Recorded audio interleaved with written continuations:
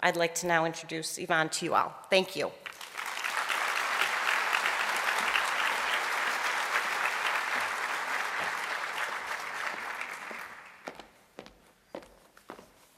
Hello, everyone.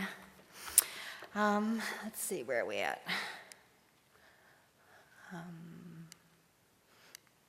Okay, I'm not going to go over a lot of statistics that were already shared with you. I just want to put a framework on where I work in. Currently, I supervise 2 gender-specific community residences, which would be the level of care after somebody has completed detox and inpatient. And in my level of care currently, they usually go to outpatient as supplemental treatment for themselves.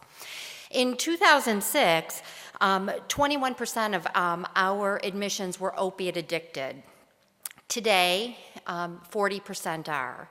Currently, as of today itself, in 2011, 43.5% of our women are opiate addicted, prescription addicted. That's a huge number when you're looking at every single drug that's available, and we're almost up to 50% are coming in specifically because of prescription addiction. Our average age now, if we go back 5 years ago and keep it in perspective, was about 40 years old.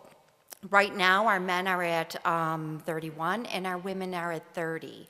And those older adults who skew our sample here, they're usually more the old-time heroin addict who are now supplementing with prescription medications because of their arms, their veins, they're weakened, so now they found an alternative. Race, we've already talked about that. You know, there was the stereotypical in drug treatment and who that person was. It was usually an urban alcohol, cocaine, crack addicted person. And now that is not the case. We are predominantly Caucasian, suburban, young people in their 20s, as well as seniors, Caucasian seniors. Our social standing, you know, if we go in that, these young people that we have coming into treatment are not the same kids that Jody has dealt with, or maybe the schools, they're the ones who flew under the radar. They were the ones who mastered how to take their prescription medication. They graduated from high school. They went on to college with an average length of 2-year college education, 2 to 3 years.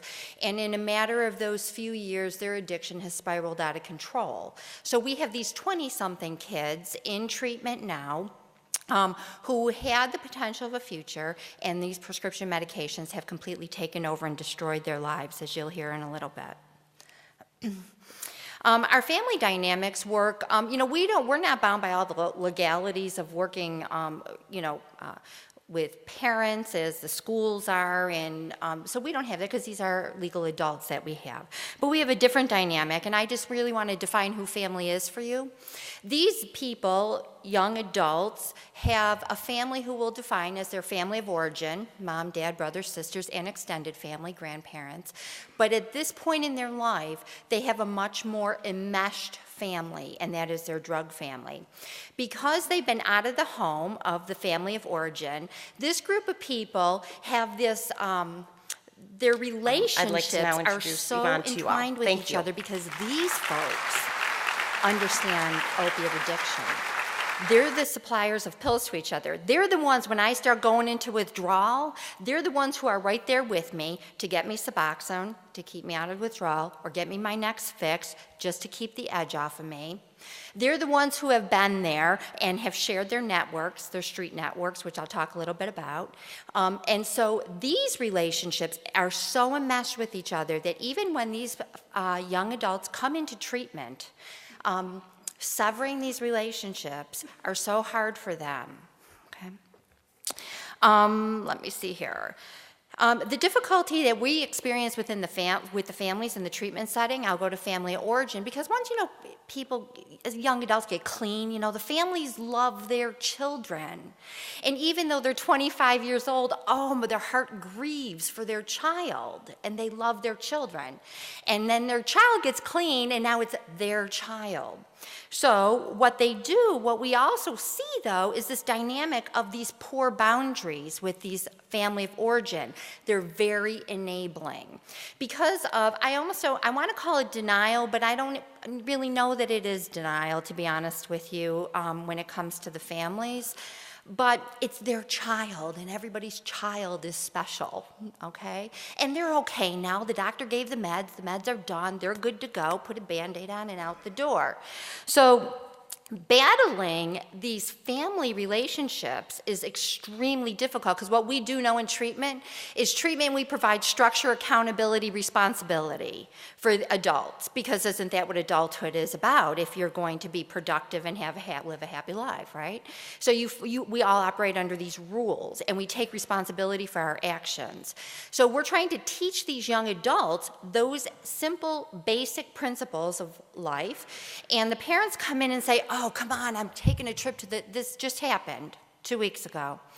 I'm taking a trip to the Dominican Republic, and to put things in a framework, the client had relapsed, okay, and had taken a Xanax and is on now restriction within our program. So dad comes in and says, please, I'm going to the Dominican Republic. Can't you just let my daughter out for the weekend? Well, no, we cannot. Oh, come on. Okay, I'm going there. I know you like to drink. What, a bottle of tequila? Will that take care of it? No, it won't. Pulls out the wallet. Okay, how much will it cost?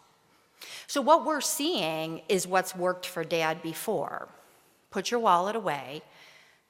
Your daughter isn't leaving, and hopefully you can get your needs met somewhere else. He was very upset, needless to say. So anyway, so that is the framework of the family that we're trying to deal with with these folks in treatment as well. What a battle that young adult has to face. Here we are telling one thing, and here are their parents that they love dearly, who finally accepted them back, want something different, and don't get it. They don't understand it when I say that. The prescription street network is amazing. You know, we've heard a little bit. I'm going to be here, and I apologize if I'm going to be more of I'm a realist in life. And so if I give you a shock therapy, I sometimes think that's the best, because that really is the reality of what we're working with today.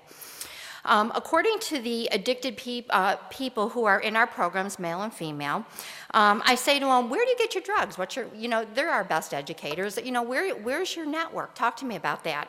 And they say, oh, it's so easy, like we've heard. Okay, well, first of all, our major suppliers are anybody who's on SSD, because they already have a condition and they're getting the medication.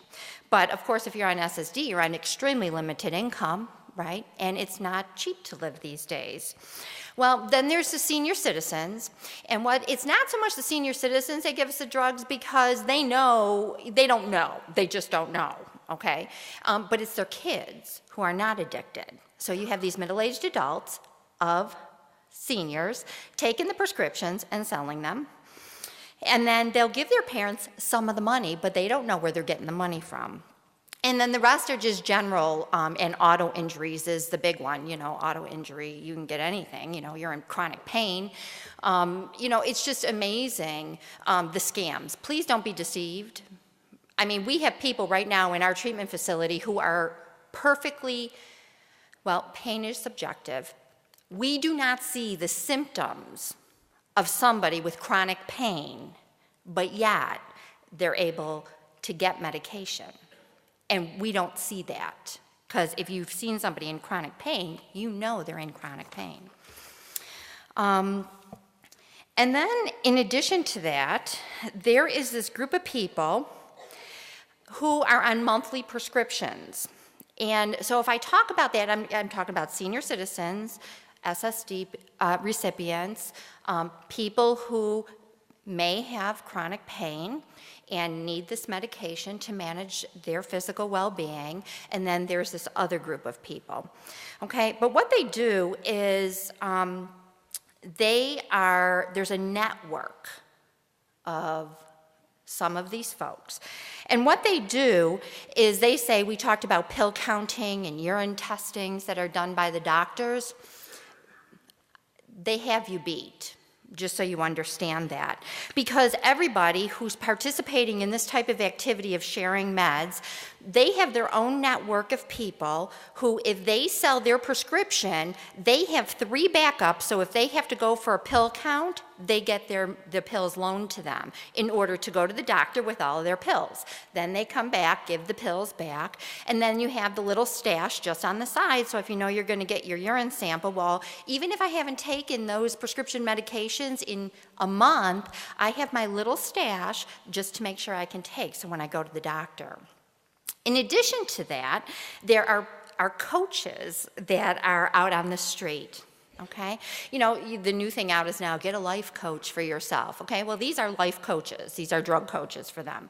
They educate them on what to say. So, for example, if I have a chronic condition and I know, 10 milligrams will keep me out of pain, okay, what you do is you go to the doctor, you tell them X, Y, and Z. They'll give you maybe a 40 milligram pill. You take 1 pill, cut it in 4, and then that'll keep you good, just enough to keep the edge off, and now you can sell the rest of them. And they're doing that. That's how come this explosion is happening. And this is not about, ill-intentioned, it's just, like Dr. Updike had said earlier, it's more ignorance sometimes of what's really going on. The internet, the internet is such an amazing tool, isn't it? I mean, you can spend any time on there. So what I did is I just went on the internet, and it teaches them, and there's drug forums. And if you've never done like a Google search, just pretty simple. So I typed in how to use the new Oxycontin, okay? Coded, you could take a hammer and smash it. You can't get through it, right? So here, what I'm going to do is I'm just going to read briefly some recipes that I just pulled up off the internet. Okay, the extended release Oxycontin. Shave the pill down with a screw or hose clamp, put it in the microwave on a microwave safe plate for 10 minutes, just until it starts to turn golden brown. Then put it in the freezer for 8 minutes. Scrape it off the plate. Or shave it up and put it on tin foil and put it in the oven on broil for 3 minutes. Just then it turns golden brown. Put it in the freezer for 2 minutes. Scrape it off the tin foil. You can snort it and shoot it.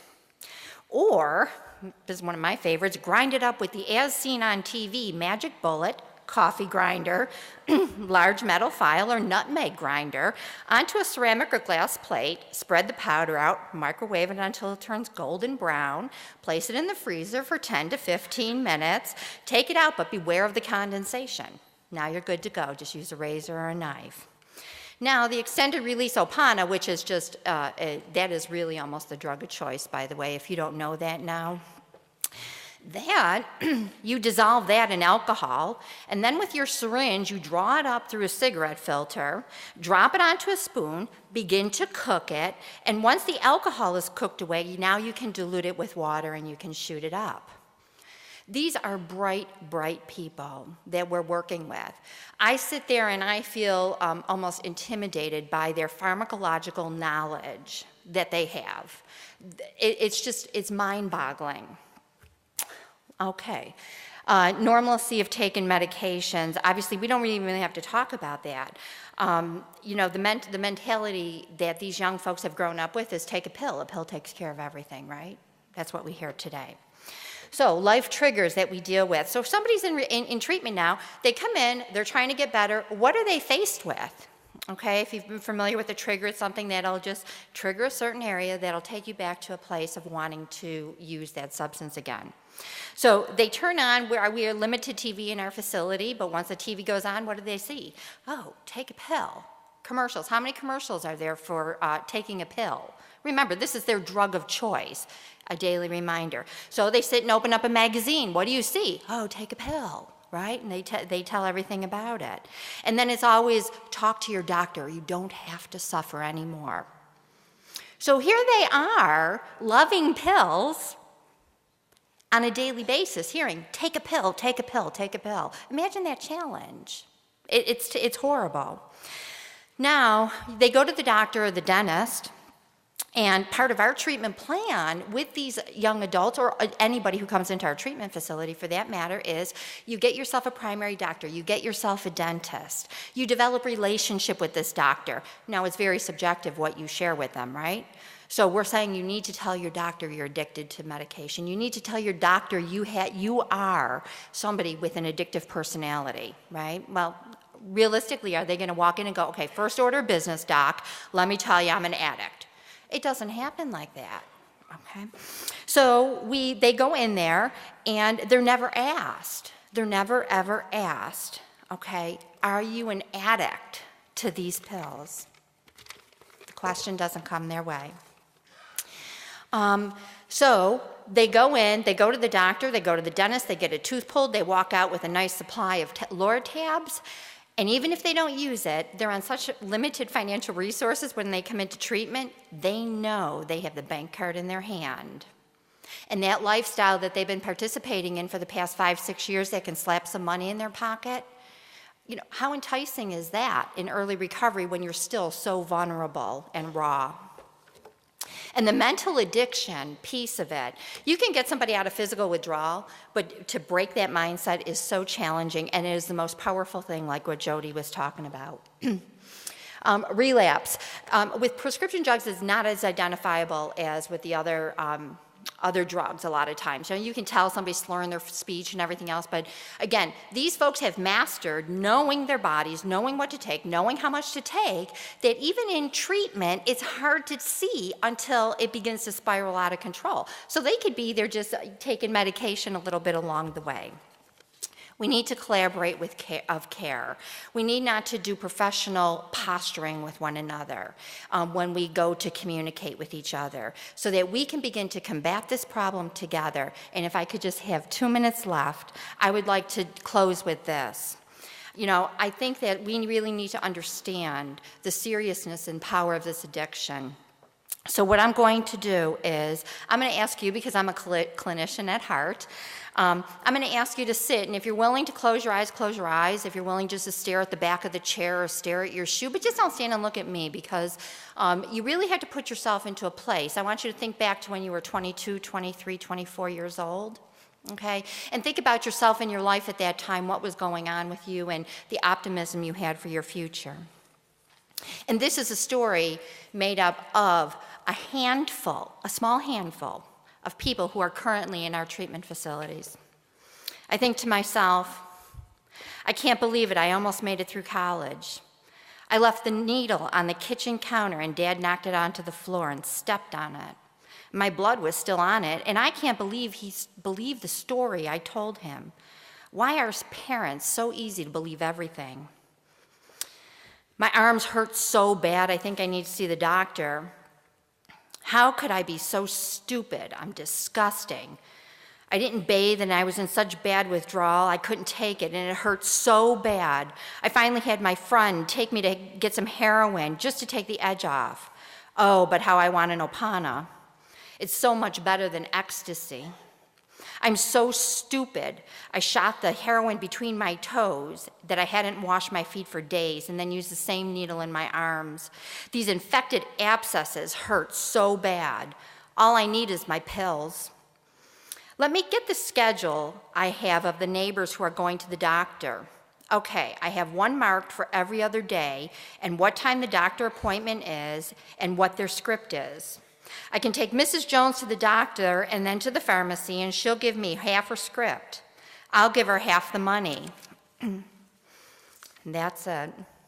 I am so gross. I overdosed last year, and I had organ failure. I almost died. I'm only 22. I'm a bottom dweller, scum in a pond. I'm the dirt on the bottom of your shoe. I can't even tell you what I did sexually to get my pills. I don't even desire to live on filth.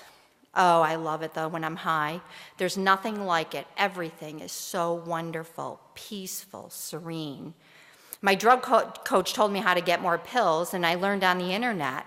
I can't believe it's so easy. The doctors don't even ask me anything. It's just so easy. I love my ritual. I can even mentally check out when I'm anywhere, even in treatment. I can feel the pill, then processing it.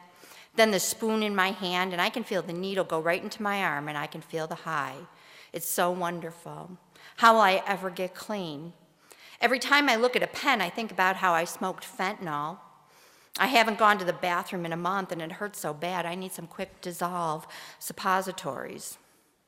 Look at these on my arm, the lanced abscesses. They couldn't stitch them. They'll never go away. I'm so scared I have to get my wisdom teeth pulled. What am I going to do? I know I'm going to get a script, and I'm probably going to need those tabs, and it's going to hurt so bad. What if I can't stop? This recovery is the hardest thing I've ever had to do. Pills are everywhere. Oh, and how I love my oxys. I remember when the doctor told me I had liver damage and pancreatitis, and I'm only in my 20s. When I overdosed, couldn't I just die? Why did I have to wake up? I hate myself. I don't think that there's hope, and I'll probably need an opiate someday, and I'm only 22. Am I strong enough? Is there hope for me? Well, thank you.